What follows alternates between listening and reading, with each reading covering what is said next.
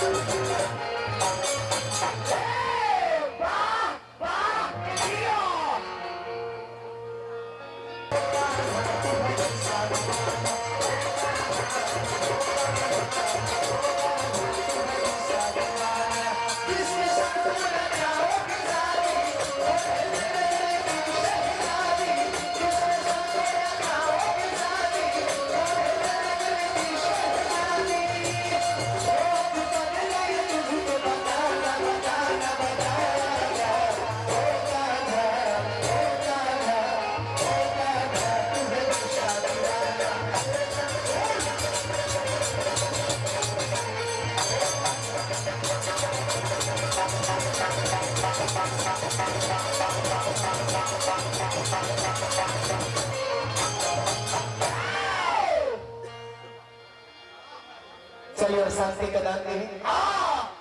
हमने के गीत संगीत पर ध्यान दें।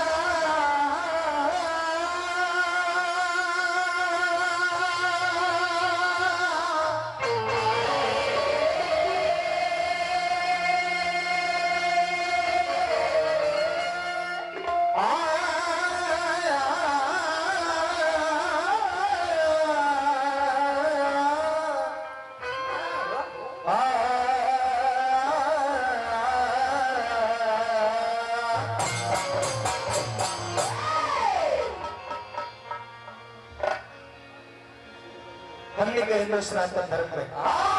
कई विश्व कार्य होला या कथा पूजा होला। प्रथम पूजा के हकदार पद गणेश जी के देवल गइल बा। तनी सा हमनियों के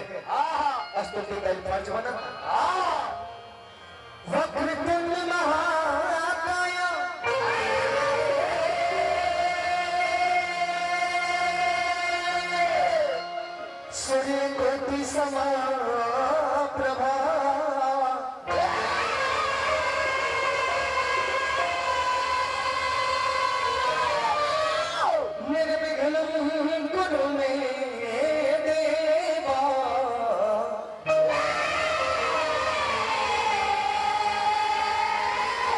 कि सर्वकार्येषु सर्वदा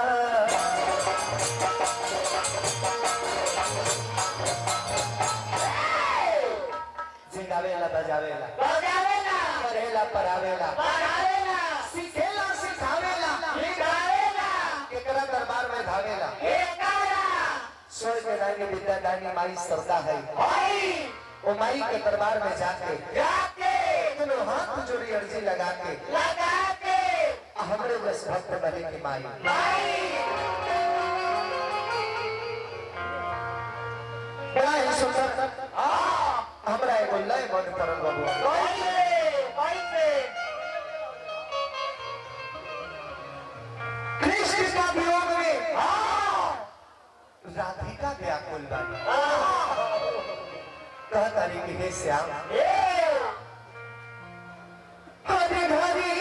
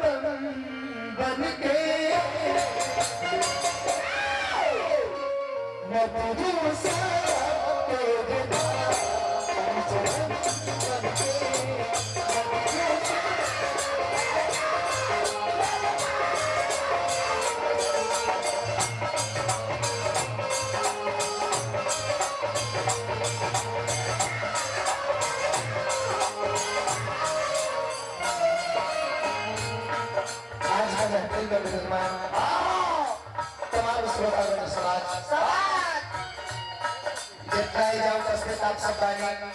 काफी ज्यादा भीड़ में आप सब मान करके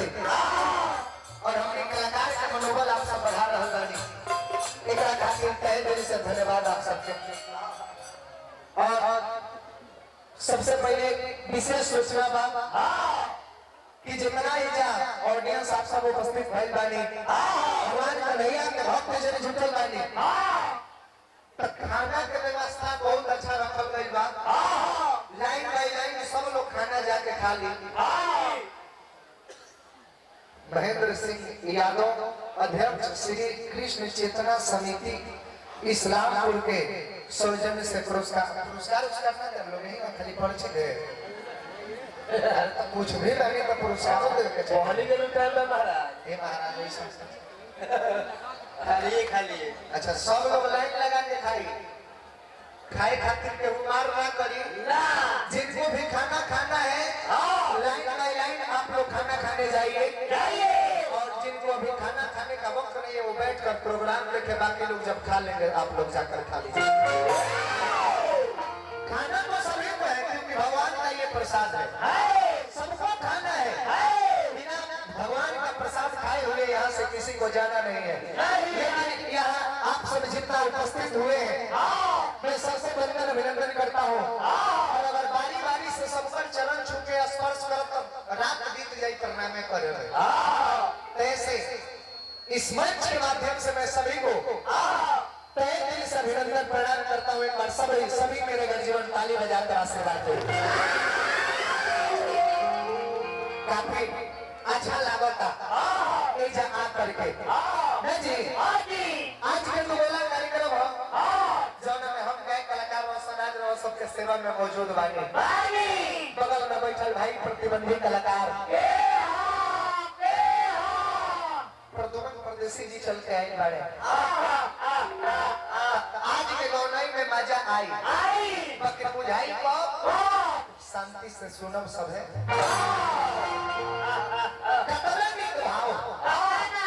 गौर करेगा कि हर घड़िया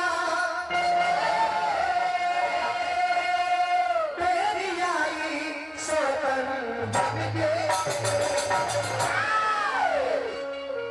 आज का जमाना कैसा है टेस्ट खेलने का वनडे खेलने का नहीं जमाना महीना 2020 का है, मारना है तो छक्का चौका भक भक बाउंड्री पार उड़ाओ, ना तो बोल्ड होके बैक पवेलियन की तरफ लौटो। तो वाला खेला होने के चाहिए हो। मेरे मिजाज बनाओ।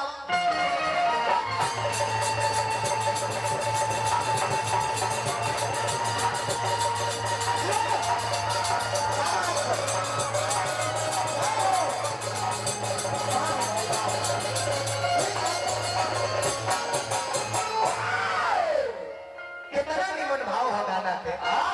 कितना निमन भाव, कि हर घड़िया तेरी लाई सोता मैं तुझे सा तेरे नाम की जगन बन के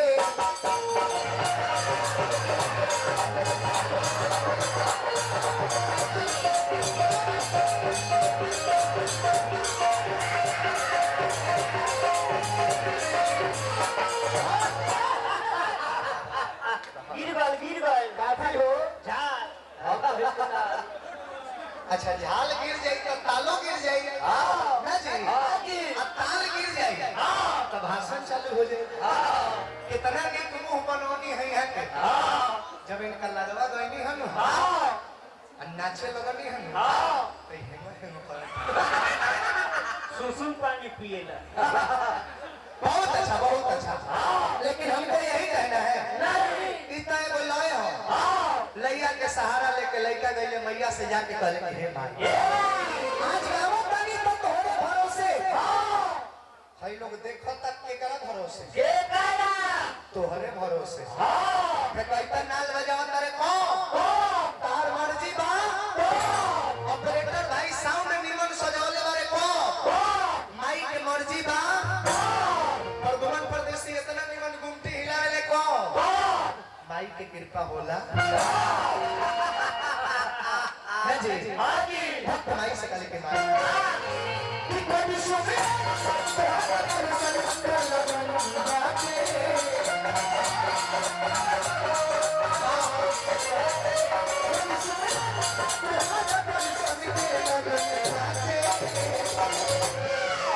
सबसे पहले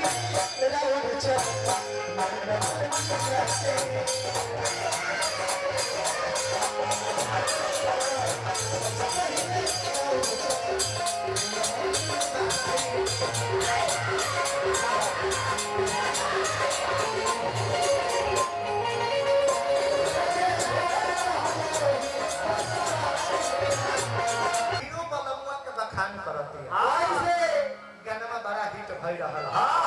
लेडीज गाई के गाना गौले बारे कैसे झारस जब बाल सैया जी तलाबस कमाल सैया जी, अरे बगली से ही कायल सैया जी, अरे उड़ावस रुमाल सैया जी।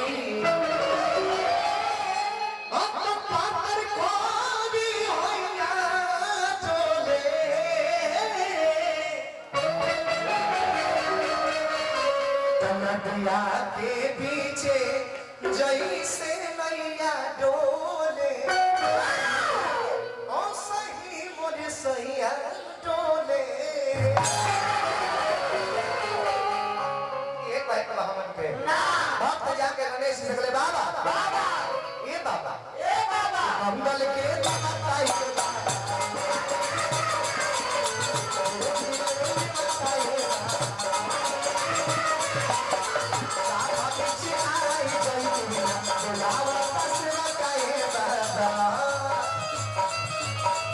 मिठाई का ढेर बाबा मेवा मिश्री मिष्ठान स्पॉन्ज राबड़ी कलाकंद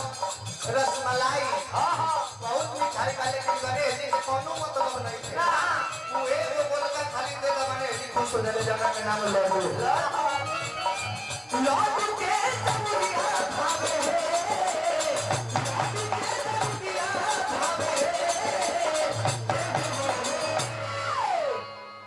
टाटा सफारी नहीं गरिया भावे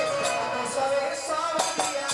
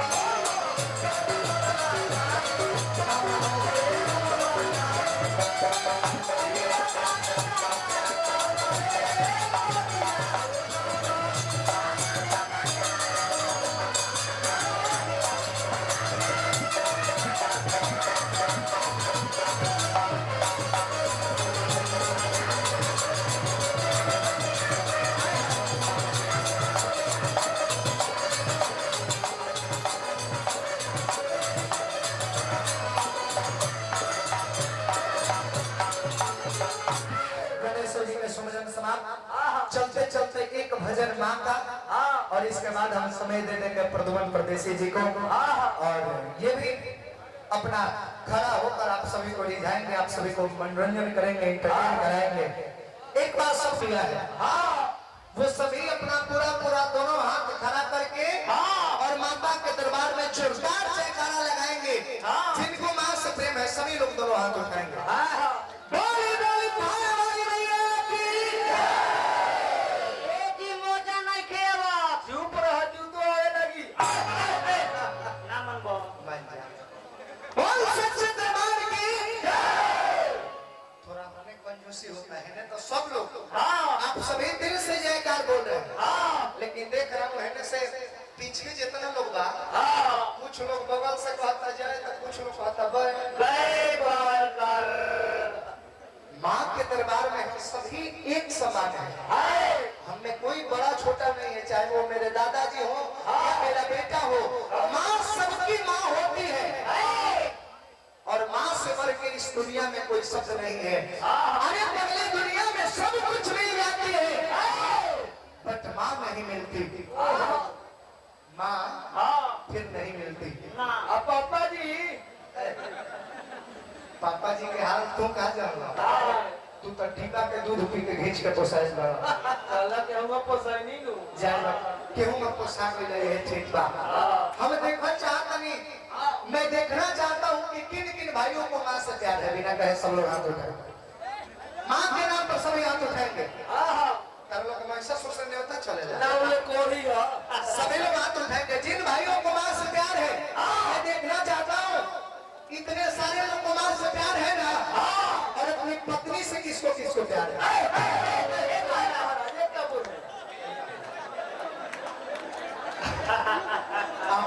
रूस के नहीं हर भागो लो। हालांकि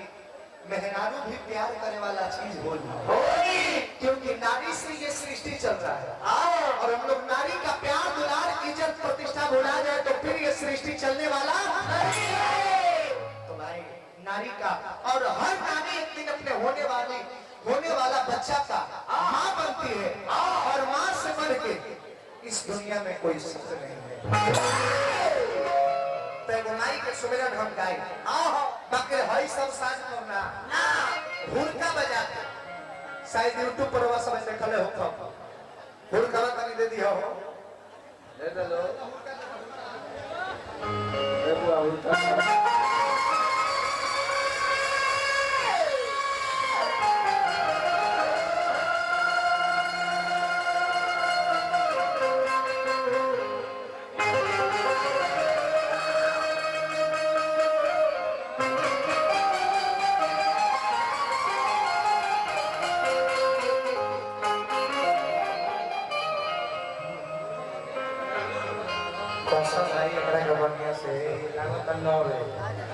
नौ जे तो काम होई जी ना एकरा होई से हमेशा रहे के पड़ी ना जी। हां जी तब बबुआ पहले तने पखाउज के बाज बजाई हो, आ एकरा बाद हुड़का के बाज हम सुनाई। एक गीत के भाव कौन से ननद भौजाई के बीच के वार्तालाप हो। इस गाने को मैंने अपने पिछले साल दशहरा के जो पूजा होता है ना, दशहरा का पूजा, उस समय दशहरा का एल्बम में मैंने गाया था इस गीत को। ननद भौजाई के बीच के वार्तालाप, भौजाई अपना ननद से कहा तरीके ननद कौने महीना मैया अंगना आवेली, कौना महीना माई के आसीन आवेला कहली हम।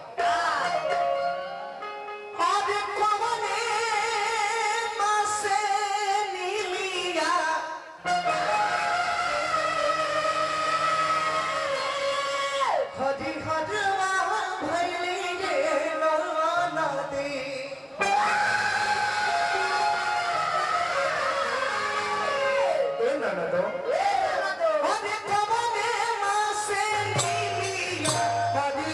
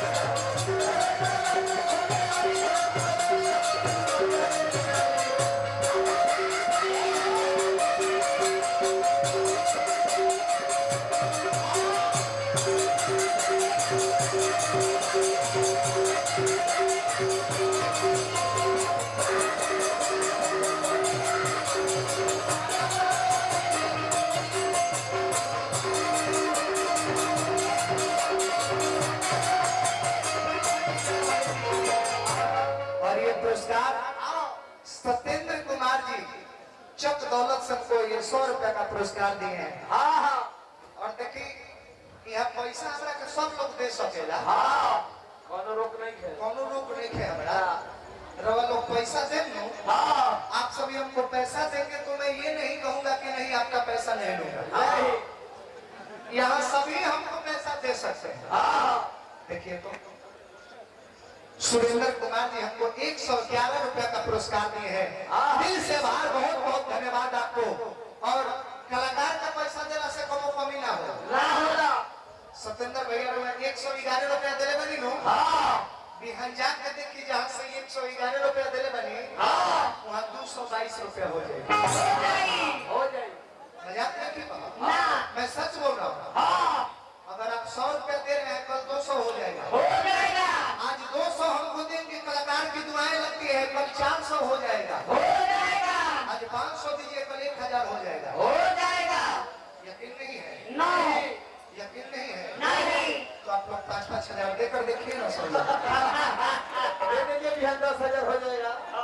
नहीं होगा तो कौन कीजिएगा? हाँ 2-4 लाख रुपया जेबी में आ जाएगा तो हम सिम नहीं चेंज कर सकते हैं। सब संभव है। सब संभव है। आए हाय हाय कबड़ा हो भैया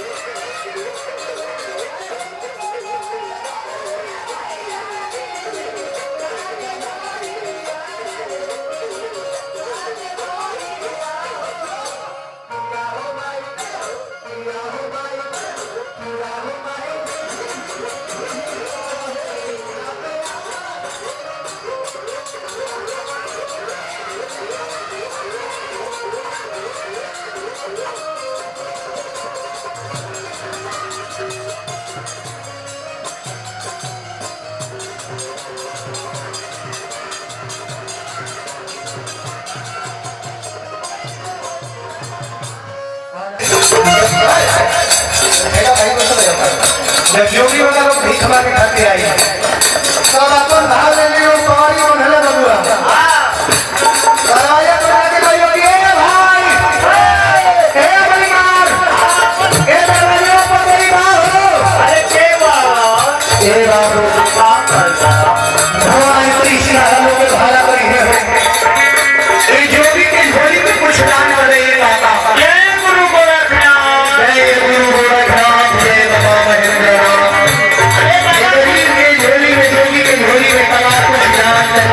अरे कुछ नहीं हो बाबा।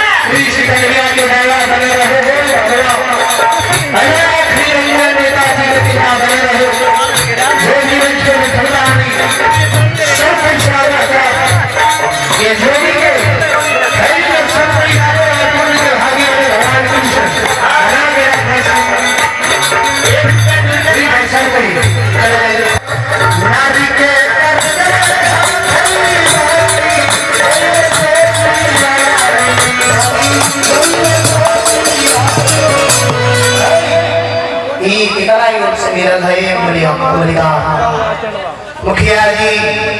ई गरीब के जोगी के नाम में ये भी चाहता नहीं बाबू जोगी के देश मेरा बाबू बड़ा था कि पता बदल रहे भैया रात भी अगर भाई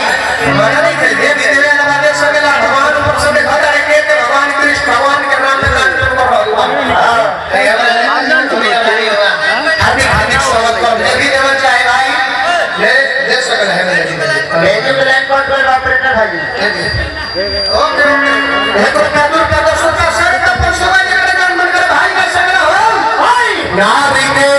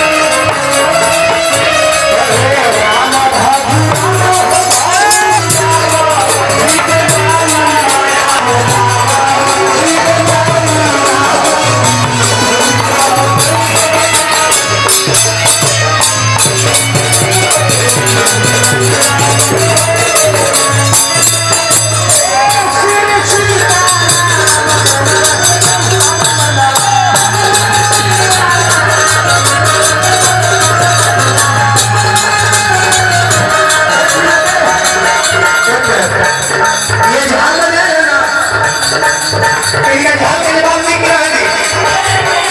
कहीं का झाल पर हमारा झाल छोड़ जाएगी हमारे नाम है प्रदुमन परदेसी हमारा का नाम हो रउआ लोग के आशीर्वाद मिली तो तनी क्या करे लो हमारी बेसी कैसे कि हमरे नाम है प्रदुमन परदेसी नेताजी इंसान के लिए हर इंसान के लिए पी शब्द बहुत प्यारा है मेरा नाम का शुरुआत इंग्लिश शब्द में कौन सा शब्द से होता है पी से प्रदुमन पी से परदेसी हर इंसान के लिए पी शब्द बहुत प्यारा है कहीं नेताजी का आगे शुरुआत नहीं मेरी बात सुने दी बहुत महत्वपूर्ण बात कहे जा रहा है हम जे समझियो का बुझाई हमने के जीवन भक्ति के पीछे भागे ले गया हम लोग जीवन भक्ति के पीछे भागते हैं भैया ऐसे भैया प्लीज साइलेंट पीछे कैसे प्रमाण दे रहा हूं मैं पी से पति पी से पत्नी पी से पुत्र पी से पुत्री पी से परिवार पी से प्रेम पी से पैसा पी से पद पी से प्रतिष्ठा पी से प्रशंसा पी से प्यार पी से परीक्षा पी से पार्टी और पी से पब्लिक सिटी जीवन भर हम पी के पीछे पड़ते पड़ते पी से पाप भी करते हैं और हमारा पी से बदल भी होता है पी से पछताना पाप के पीछे पड़ने से अच्छा है कि हम परमात्मा के पीछे चले और पी से पुण्य का भागी बने और प्रेम से मिले श्री कृष्ण भगवान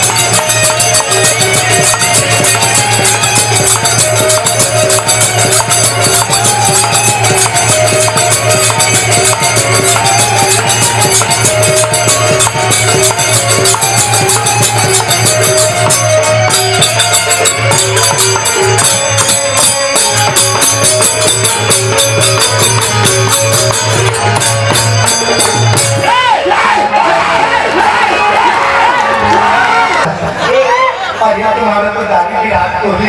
ऐसा लग रहा था सुन 10 टका निकालना 10 टका अभी निकालना नहीं निकालेगा तो प्रोजेक्टर देख बिना कहने में क्या होता मेरा पॉकेट भर रहा है आई कमीना का मुंह जल रहा है देखिए संडा पंचायत वार्ड नंबर 1 मनोज यादव जी की तरफ से फिर 100 रुपया का पुरस्कार था और मनोज जी के दिल पर लगा चोट वो निकाल लिए 100 का नोट हमरो से ले लो 20 दे दो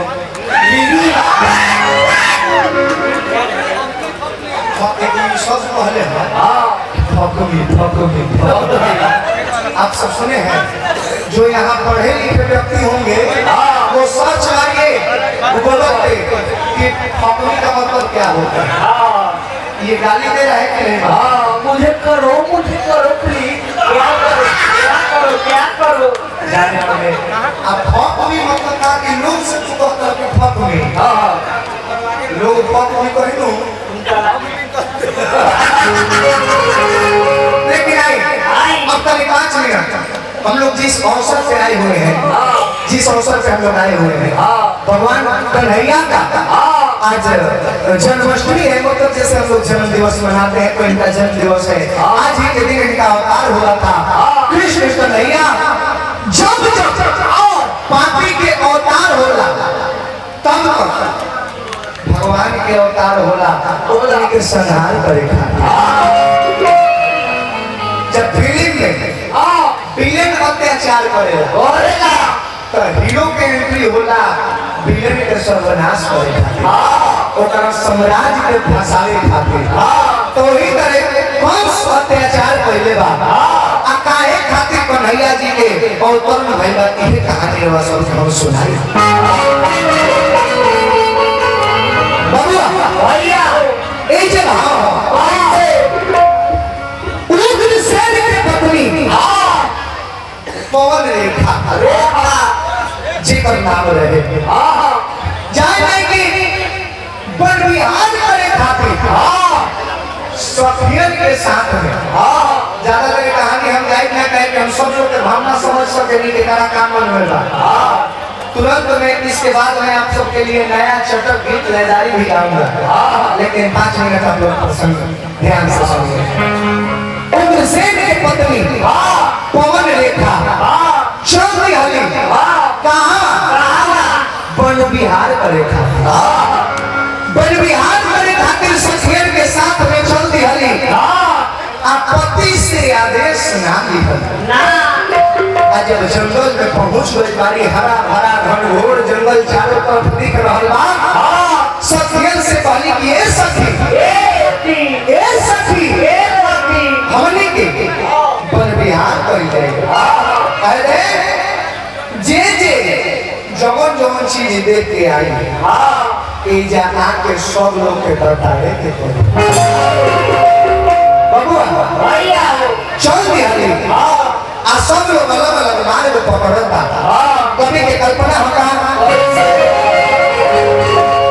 कि होने जा और मन करे जेने जा बाकी जे जवन देखिया या के यही जे बताई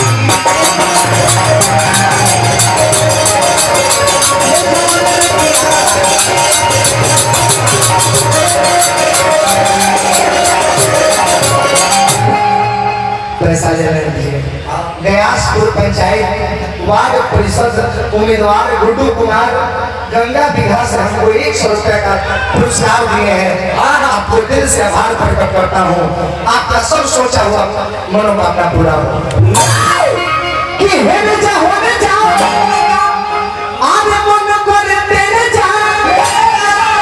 जे जवन देखे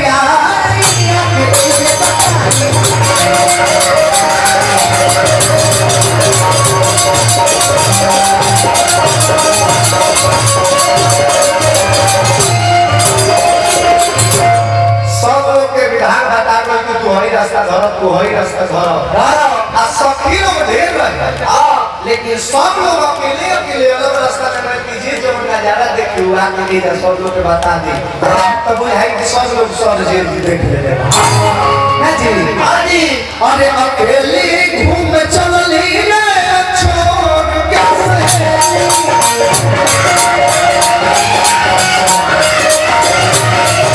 अकेले घूम चलली रे छोड़ कैसे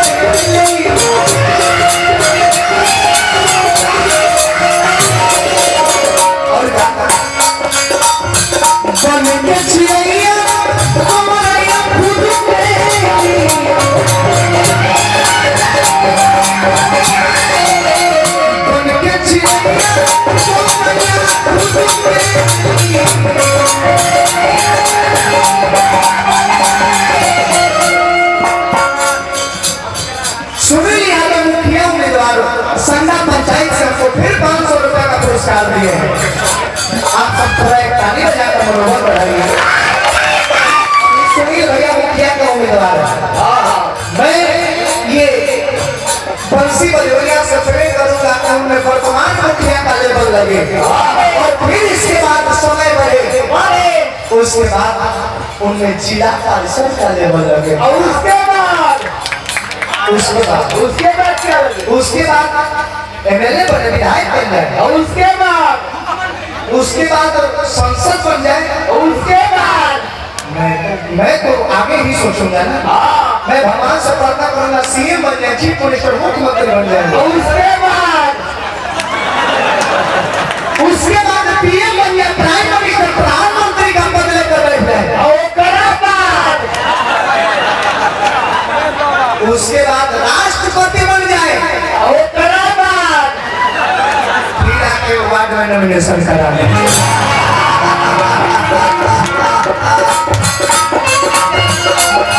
कौन चीज के तो सीमा हो जाए कि बुझाता है कि वो सन कौन जाए 2000 का 3000 कहाँ गई उतना बाद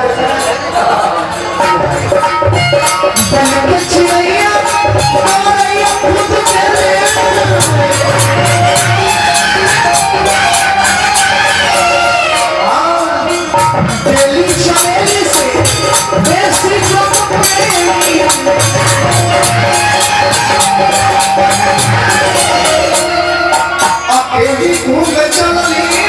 छोड़ के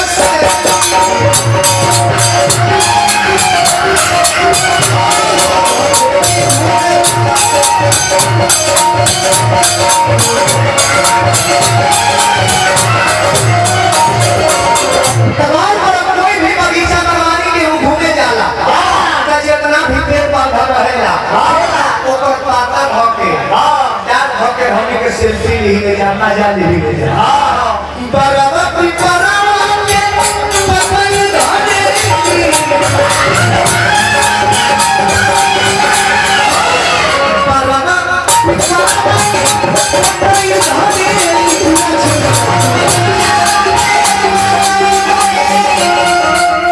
अकेली घूमे चली छोड़ के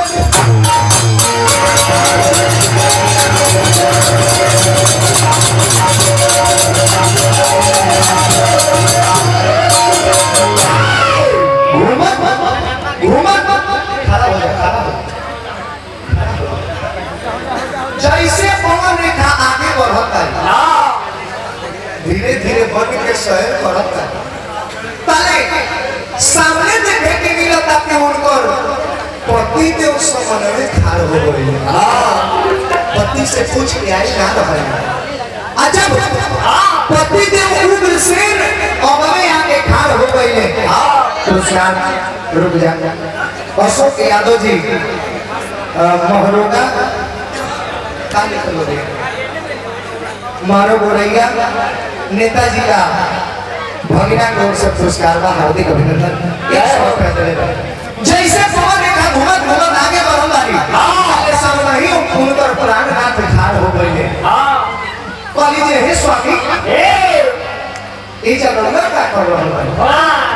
कहले जे हे धनिया ई सवाल तो हमरा तोहरा से पूछे के चाहिए कि तू हे जंगल में अकेले हमरा के छोड़ के का कर रहल ह। कहली जे मोने ना पड़ल ह, सोचनी हम किरवा से पूछ ली लेकिन मोने ना पड़ल ह। हम बन बिहार करे खातिर आई बानी। कहले जे बिना यार के बन बिहार होला, बन बिहार करे खातिर हमरो के ले चले के चाहिए। लेकिन कुछ राजा के रूप बना के उग्रसेन के भेष बना के आई रहे, उनकर राजा ना वो राक्षस दुर्मलिक नाम के राक्षस रहे और इतना सुंदर पवन रेखा के चेहरा देख के आपको से रहल ना गए। तब जानिए कि उनका पति के भेष बना के चल भी हम आप कहता कि सुनो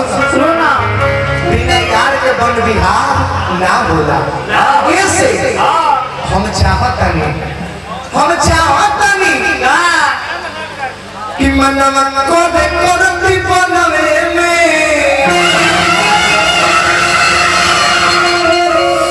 अरे रावण तारा के देखता है ऐसा कुछ होता है कि मनवा को दे करती बनवे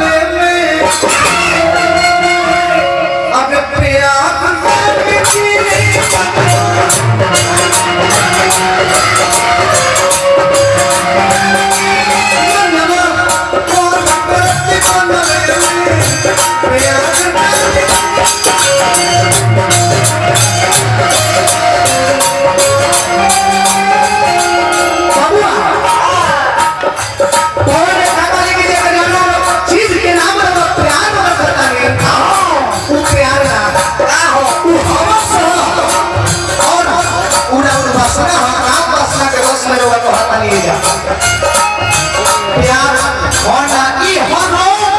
देखी सामो हीरो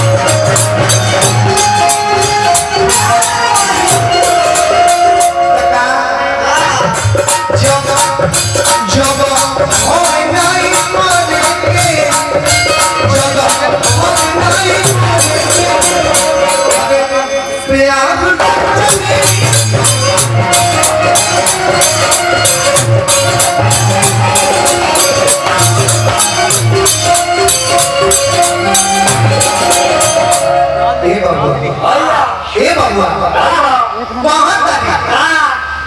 कि जगह प्यार के नाम हो हर चीज प्यार आज तक किसी का पूरा नहीं हुआ है चाहे इतिहास उठाकर देख लीजिए लेकिन हाँ प्यार सार है प्यार संसार है प्यार नहीं किसी को किसी से तो उसका जीना भी बेकार है प्यार किए थे लैला मजनू जो कि आज भी प्रमाण है और आजकल के प्रेमियों से तो प्रेम लड़का लड़की के बीच की कहानी बा लड़कियां के शादी हो रहा बा आदमी से या भैंसा से बेबो का चुप आगे नहीं लड़कियां शादी के जोड़ा में तैयार होके कन्यादान के बाद विदाई के बेला और हाथ में सिंहोरा ले दिया और देवता घर में पहुंचल दिया जाके देवता से आशीर्वाद लेती है तले जानला कहे लइकवा पहुंचल जाके जंगल में पूछा था अरे सोना ये सोना कितना दिन से मिले ना आइलू अचानक तो हर शादी के दिन रखा गई हमारा गांव के सब भटिया से पता लगा कि आज तुहार विदाई बा सचमुच कहा कि शादी के जोड़ा में हम देख रहल बानी एने जी पुत्र हमरा रावण दादा पुत्र सीना को पूरा कर अरे बाप दामाद है लोग कारी की बात सच है तू इस सही में शादी के जोड़ा में बात की कहीं पूजा करने की तैयारी में मारना सही में हमारी शादी होता है सही में शादी होता तभी हमारे तू भूल जाओ भूल गई किले के होने भूल गई बोले बतिया वेला मजबूरी का है क्या करे कलम्बा पर तू हमरा से जितना वादा कइलो जितना वचन कइलो सब झूठ रहे हाँ बात मायने पगड़ी के लाज रखा अरे तोर माई को ये से पगड़ी बांधे लागो दया से बाबू मर गए तो अच्छा लोग पगल तो चूड़ी बेच रही ना अच्छा भांडा सब के प्यार के बीच में खिलवाड़ मत कर लो तू अच्छा तो तू चल गई हाँ हाँ तो ये बुता नाची के बोलाले ना दुनिया के जाती के अरे वो पुरानियों के गजने करबो मांग में सिंदूर हाथ में सिंघोड़ा शादी के बदल पर जोड़ा जा जा जान लेंगी काहे रोलू जब हंसाने के ना रहे काहे गुनगुनालू जब गाने के ना रहे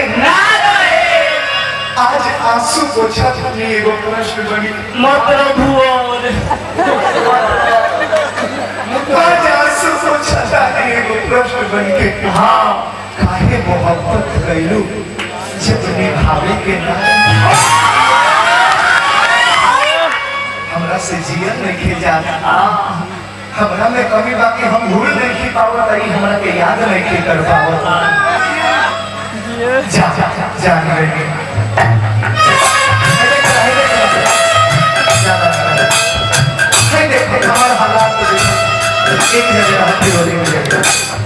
लड़का कहता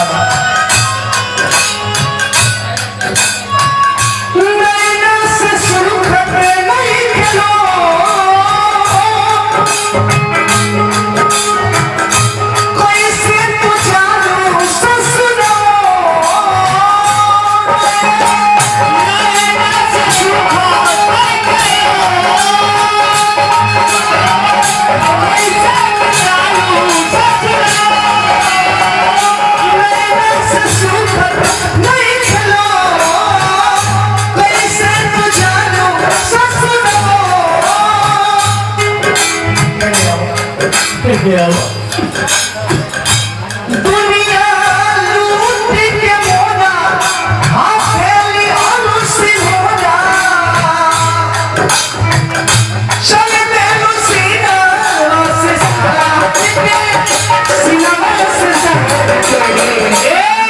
कृपया दूरी बनाए रखे मेरा खड़ा हो रहा है रोआ बड़ी ठंडा बा पंखा हाथ चलता दुनिया लूट के मोना हथेली अनुसी होना चल देलु सीना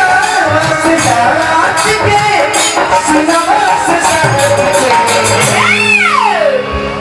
अरे जाने नहीं जान तोरा जाने नहीं जान तोरा करे जवाब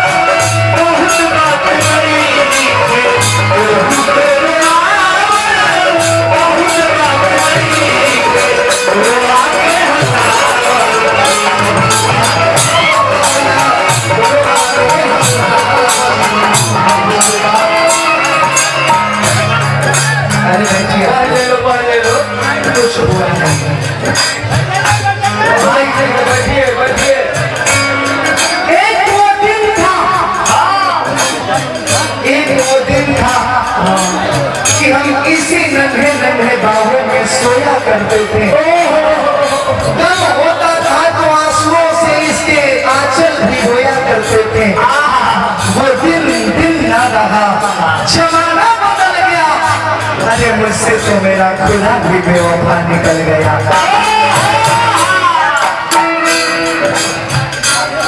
दिल लगा के देखिए दिल लगा के देखिए हो सके तो अजमा के देखिए एक करे जमा करेगी हम तो लौड़े नहीं हो सके तो जहर खिया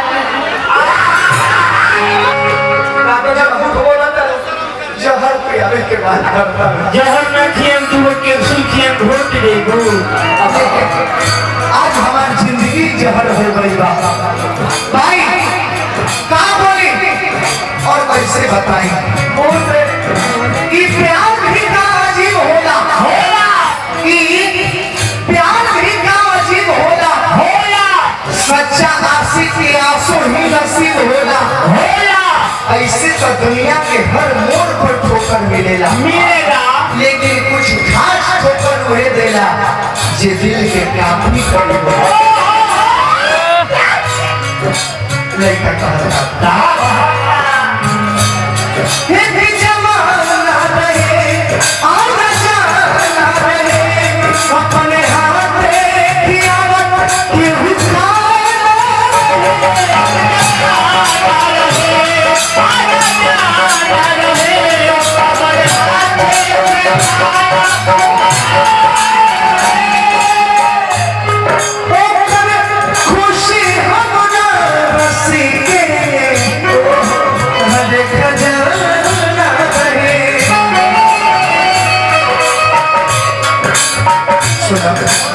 बोला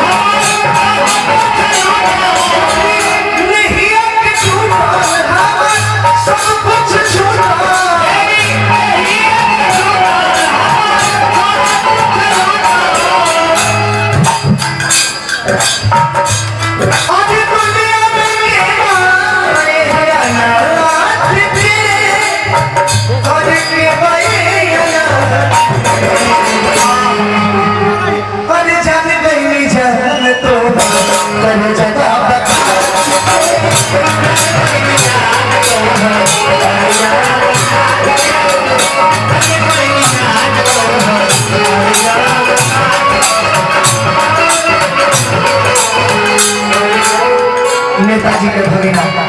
अशोक यादव जी हमारा 100 रुपया पुरस्कार दिखाने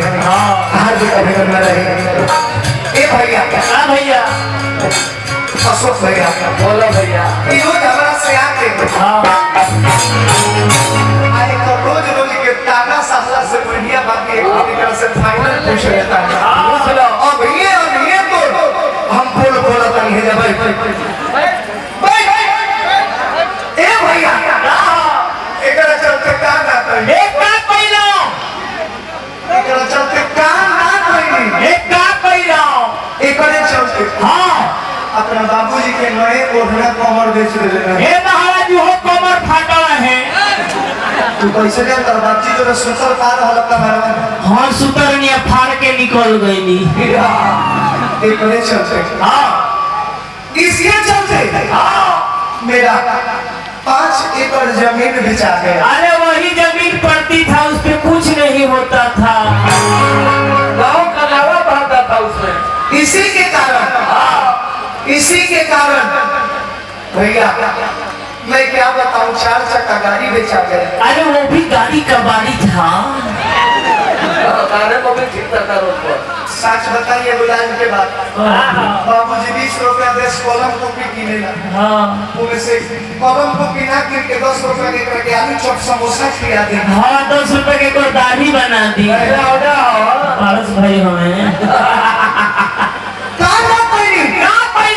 लेकिन आज तो सब प्यार भुला गए लोग तो इतना लोग के सामने कहता नहीं कि हमारा प्यार फिर से ये शादी के नाम पर हमारा प्यार एक्सेप्ट कर मत हमारा का जिंदा देखो और नहीं तो मुझे यहाँ मरने से कोई नहीं रोक सकता है। फैसला तो हमारा हाथ में बनवा तो हमारा पास में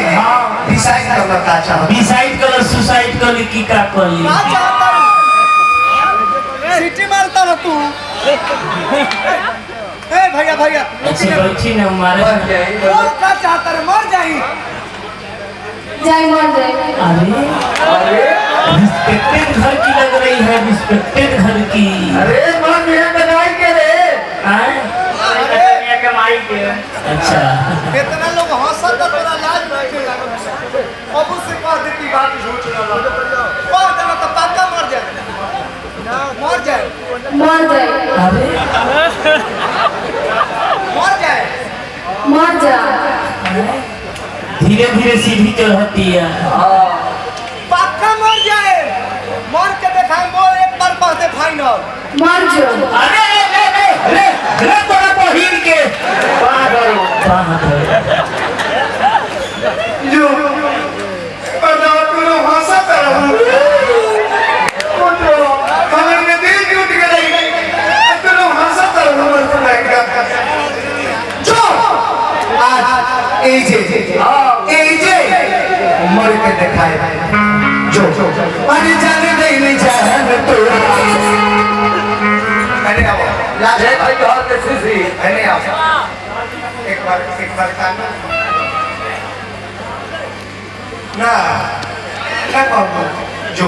अरे जाने नहीं जान तो जबर पे के मारे बात अरे जाने नहीं जान तो मरे जवाब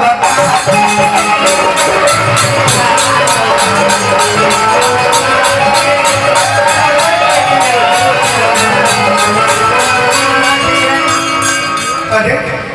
जब हम सुसाइड करे खातिर जबर पिए तय करते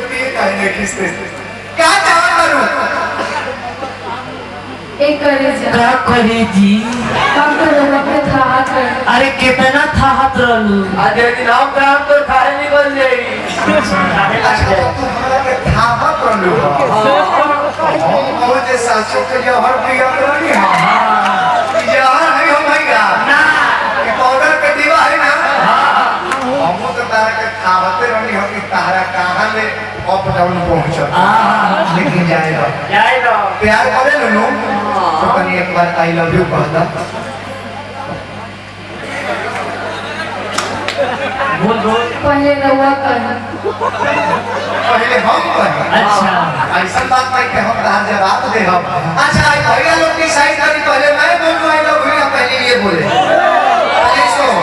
कितने लोग चाहते हैं कि पहले इनसे सुन अब मैडम आप बोलिए ना बुला दिए ले गुना बुलाए बोल आई लव यू ऐसे ना हीरो हीरो जैसे फिल्मों में आई लव यू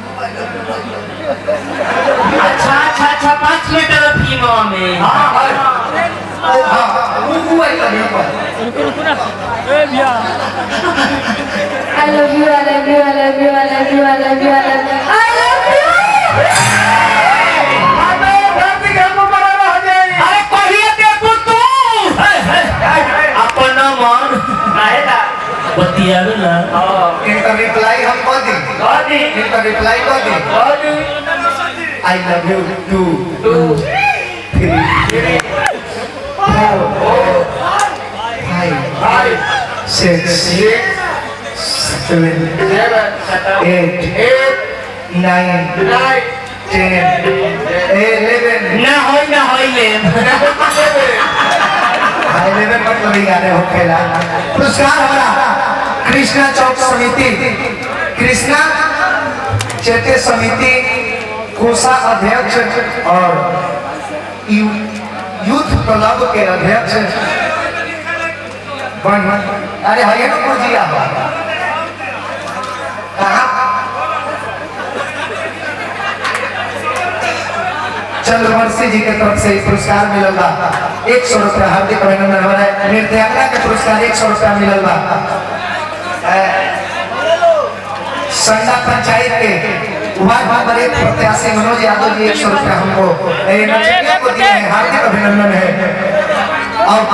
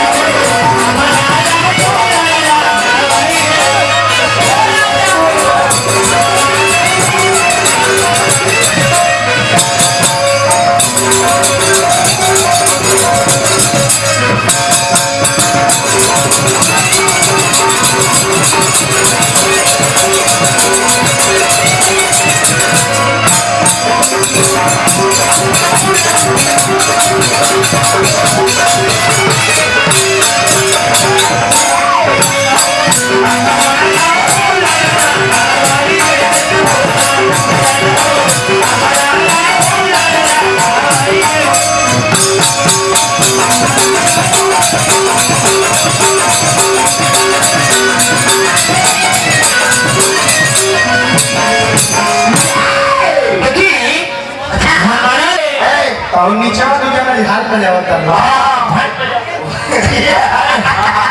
जवाब में जाना बजावता लोग भली है वो कहता लोग कि स्वर्गीय तो ब्याह से सब हर तरह के हो स्वर्गीय गायत्री बाबा के भाव में बोला गायत्री बाबा के तो हम कोनो गीत ना गौनी है ना आ तू कैसे कहता कि गायत्री बाबा गीत गौनी है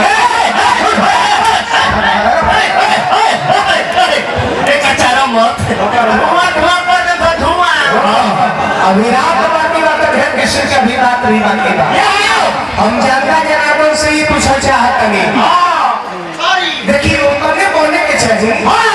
जतना चल जाए जतना वो करने बोलने के चाहिए जतना चल जाए बेबी ठोक में वाला बात हमारा क्यों से ठोक में वाला बात है कि मोटे मोटे झाल बजा होता है वो कहले वो बात रो माय गॉड खींच पैट में से रखी एक मिनट रही जा ये बताइए जनता से ही कुछ होता है कि प्रदूषण भाई तुम कहता हो कि ये करते हैं वो करते हैं कहता कि ये जनता सब जानता है कि तुम क्या जानता है फिर भी महान जनता के समक्ष तुम इतना क्यों बनता है जबकि तुम ये भी जानते हो कि जवाब देना ही आपका लक्षण है कहता है फिर जानबूझकर उसमें क्यों फलता है ये मर्द का जुबान है मरते दम तक वही करता है जो भी मन में ठानता है लेकिन अपने आप को बिगड़े हुए मत समझना का तो प्रदुमन परदेसी जी क्योंकि इन हिजड़ों के दलों में तेरा भी प्रधानता है हम ही पूछना चाहते हैं करिए हल्का हल्का बोले लोग कोरस भैंस है बता ध्यान दे चाचा हमारा कहे का मतलब है कि हमरा के बात कहला ठीक बा ये जनता सब जानता है आदरणीय मंच पे जब भी गार्जियन हमारा भाई चाचा लोग बैठल बनी तो हमारा बात पर विशेष करके ध्यान दे ये जनता सब जानता है तो तनी सा रिस्पेक्ट दे रहे तो ये जनता सब जानते हैं कहीं तो मुझे रिस्पेक्ट हो जाए अच्छा लगी सब है तो पूरा हमारा के लिए कोई लो पूरा जनता के भी उल्टा सीधा बोल रहे हैं ई दलवा हिजड़ा के खेले लगता चाहे प्रदुमन परदेसी दारा हिजड़ा बुझाता है अरे अब उठा धोती खोल के वो तार में दिखा हमारा के हिजड़ा कहला हम ई बताओ अभी चेक करबो चेक करबो 7 महीने पर चेक करबो हिजड़ा कहता रहो सब कर 9 महीना पर होला नु ताही ना रेला न रेला के तू 3 महीना पर भी पीती छोटी नाउ हां अब देखिए मैंने तुझे बात बोला था जब तू बंदा का बात बोलता है हमें बोले ना मिला हम बोल दे लेकिन ना ब्यास हो ब्यास के गरिमा होला ब्यास से वो समाज खातिर गरिमा होला आएगा होला कौन शब्द बोले के बात ध्यान दो कैसे कि वो विद्वान के बात पे लिखल है विद्वान के बात पे लिखल है कि श्रद्धा ज्ञान देती है और देवता मान देती है श्रद्धा ज्ञान देती है और देवता मान देती है और योग्यता स्थान देती है और ये तीनों अगर जो व्यक्ति को मिल जाए तो व्यक्ति को हर चक्का सम्मान देती है इसलिए चाचा जी भूख लगने पर भोजन करना ये प्रकृति है बिना भूख को भोजन करना ये विकृति है जी और फरमाइएगा मेरे बातों पर भूख लगने पर भोजन करना ये प्रकृति है बिना भूख के बार बार भोजन करना ये विकृति है और अपने न खाकर किसी भूखे को भोजन कराना यही हमारी भारत की संस्कृति है जितना शब्द बोलता रहता हूँ होली पे पेट्रोल करा के हंगामे में हमारी इस बात को किसी पुस्तक में लिखा होली बता देती है कि इंसान कैसा है और बहस बता देती है कि ज्ञान कैसा है और घमंड बता देती है कि कितना पैसा है और संस्कार ही बता देती है कि ये परिवार कैसा है बोला था इन हिजड़ों के दिलों में मेरा भी ध्यान दो तुझे अपना बात बोलो बात है हमरा बोले आवे कि ना हमरा बोले आवे ना तुझे तो फुवर बोलो तो तारा से दुगना हम बोलेंगे फुवर बात बोले खातिर हम बोल दे हम मुखारी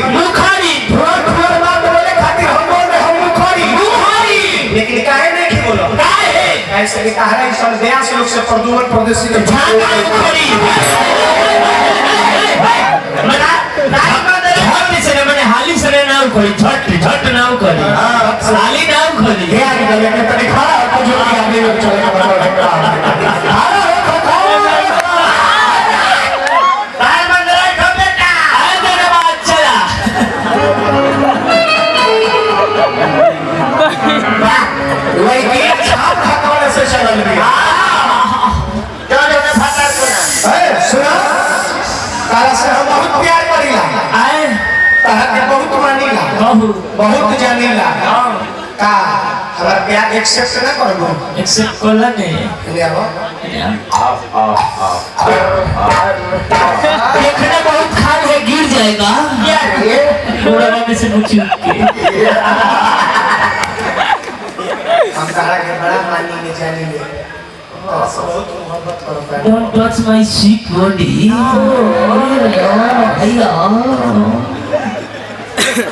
अरे छोड़ा का छोड़ी ये घास क्या करते रे घास नहीं झट खड़े घास खड़े घास अरे छामारा एक और बोले के दिया अरे छामारा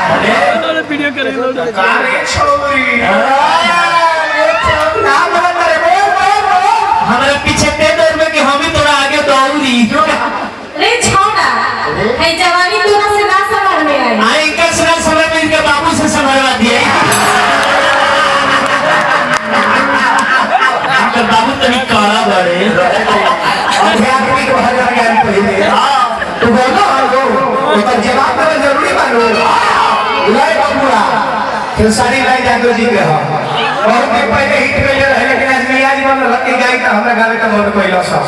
लगिया कहतिया ए राजा हमरा जवानी खोरा चीला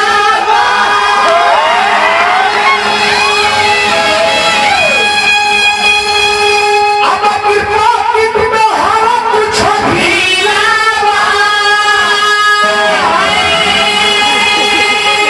अलग तोहरा से पूछू ना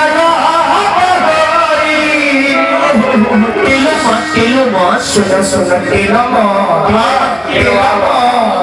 अरे जो बच्चा कहने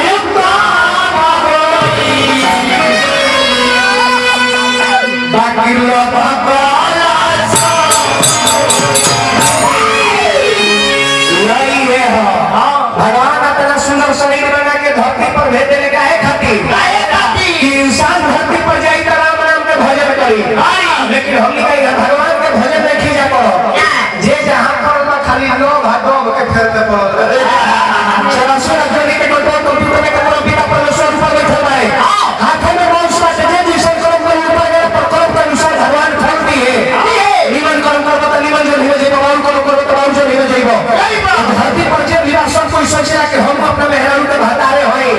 लेकिन ई कुल हिया में लोकली भता रहलो असली भतार ऊपर बैठे बड़े जेकरा में पिता परमेश्वर कहल जाला कुल आदमी हम चाहे रोशन का वीडियो हो खाओ ई कुल आदमी लोकली भता लोग रास्ता चले जाता लोग ट्रक का हॉर्न मारी पीपी साइड ना तो गप साइड जल्दी हल्का पानी भी तो मर जाए हमने भता के बात नहीं की करत हम भता के बात करते हैं जे बहुत सालों से पार कर देवे तो करे को असली भता को हो तो जवानी चढ़ल मत तो मैंने कुछ छूटा घूमत आयो जब हम सवाल पूछिए बोलो ना तो कोनो जवाब ना झूठी ध्यान दो जब मैं मानी को तो ऊपर ना ए कभी लिखा करे का ये पूछो हम तो